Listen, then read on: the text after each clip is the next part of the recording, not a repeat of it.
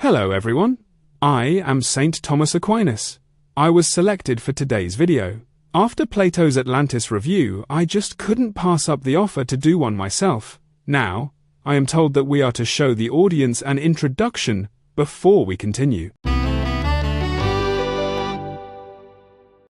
Today I've been chosen to answer 10 questions given to me by an atheist.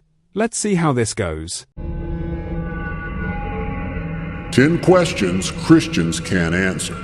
Question number 1. When Noah's Ark landed, how did the kangaroos make it back to Australia? Are you serious? The same way they got to the Ark. The Lord directed them there, and the Lord brought them back. There are a few things to note here. First, assuming kangaroos even existed before the flood, kangaroos are theorized to have reached Australia after the biblical flood, through a combination of land bridges formed after the Ice Age, floating on large rafts of vegetation and debris, or potentially swimming across bodies of water. Also, you're assuming kangaroos were already living in Australia before the flood. In the generally theory of evolution, which by the way is 100% compatible with Christianity, kangaroos originally came from ancient marsupials that lived in Antarctica, and these marsupials evolved from smaller opossum-like creatures who originated from South America. So, perhaps Noah had one of the common ancestors instead of modern-day kangaroos like you're implying. Number 2. If the ark was covered in pitch or tar to make it watertight, it also made it airtight. How did the animals survive more than 1 or 2 days living in complete darkness without any fresh air? Remember, the rain lasted 40 days and 40 nights. Noah couldn't open the window in the top. In Genesis chapter 6, verse 16, God instructed Noah to construct a skylight all the way around the ship, 18 inches below the roof.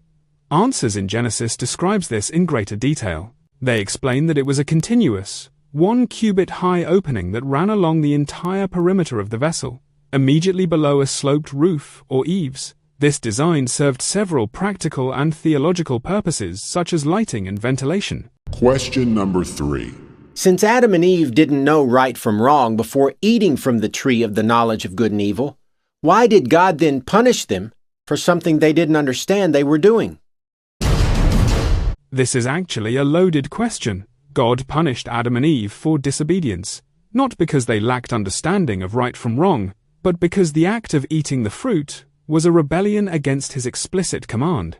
Before eating, they understood that God had forbidden it, and their choice to disobey was the act of sin itself, which separated them from God. The act represented a desire to define right and wrong for themselves, rather than accepting God's guidance. Question number 4. Why would God place a forbidden tree in the garden so close to his innocent creation and allow Satan to tempt them into eating from it, all the while looking on without doing a thing to prevent it? The moral of the story was about free will. If God had not given Adam and Eve the choice, they would have essentially been robots, simply doing what they were programmed to do. God created Adam and Eve to be free beings, able to make decisions, able to choose between good and evil. In order for Adam and Eve to truly be free, they had to have a choice. There was nothing essentially evil about the tree or the fruit of the tree. It is unlikely that the fruit, in and of itself, gave Adam and Eve any further knowledge. However, the act of disobedience was spiritually deleterious. That sin opened Adam's and Eve's eyes to evil. God placed the tree of the knowledge of good and evil in the Garden of Eden primarily to provide humans with the free will to choose between obedience and disobedience. As true love and loyalty cannot be forced, the presence of the tree gave Adam and Eve a genuine choice. Without a command that could be disobeyed, their obedience would have been automatic, making them like robots rather than free moral agents capable of a real, loving relationship with God. The tree symbolized God's exclusive right to determine the standards of good and evil. By eating from it, humanity attempted to seize this divine prerogative for themselves. Theologians explain that God didn't immediately send Jesus to be crucified after Adam's sin for several reasons, including the belief that God's plan requires time to unfold, allowing humanity to understand his faithfulness, mercy, and the consequences of sin. Additionally, some interpretations suggest that the timing was crucial for the fullness of time. with historical and societal conditions needing to be in place for the message of redemption to be spread effectively. Question number 5. When the women went to Jesus' empty tomb, was the stone already rolled away, or did an angel roll it away after the women got there? The short answer is that the stone was already rolled away before the woman got there. John's Gospel focuses on Mary. Luke's Gospel was about the woman going to anoint his body. Mark's Gospel was on a conversation the woman had on their way to the tomb. This is key to the timeline of the angel rolling back the stone.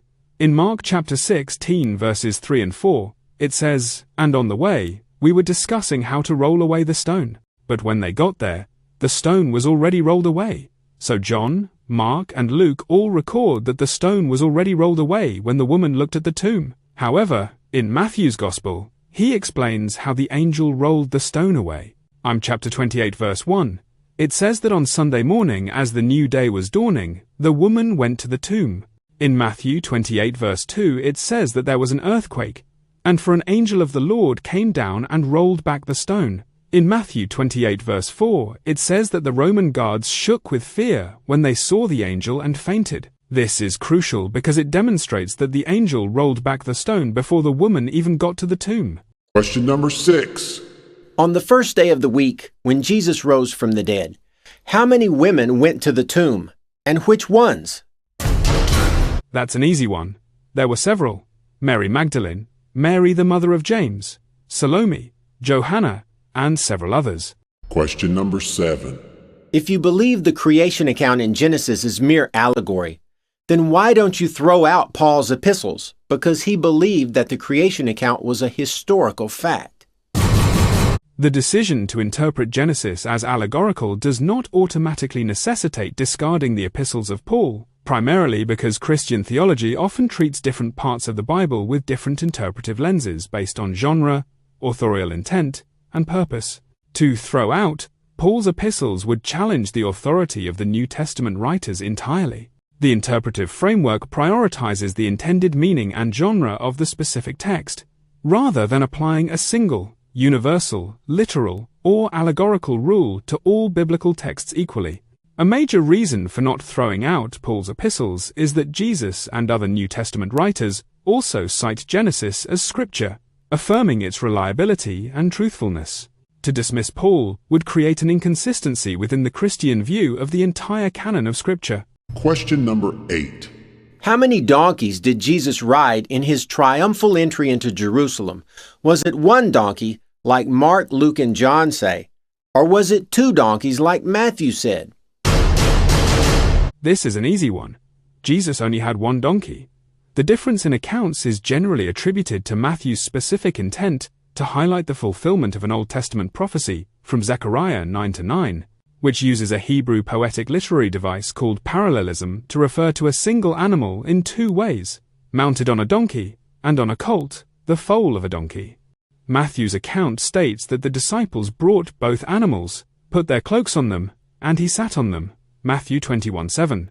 The them is interpreted by as referring to the cloaks, not both animals simultaneously, and the mother donkey's presence would have helped calm the unbroken colt. So, problem solved. Question number 9. Matthew and Luke both provide genealogies for Jesus, going all the way back to Adam. Using both of those lists, who was Joseph's father? His biological father was Jacob. Matthew's Gospel confirms this. Remember, Jacob begot Joseph. The word here demonstrates this biological parenthood to Joseph. Heli was Joseph's father-in-law. Question number 10. Was Jesus crucified on the first day of Passover like the Gospel of John says, or the next day like the other 3 Gospels say? Long story short, it was on the day of preparation. Alright, that concludes today's video. If any further questions, then feel free to let me know.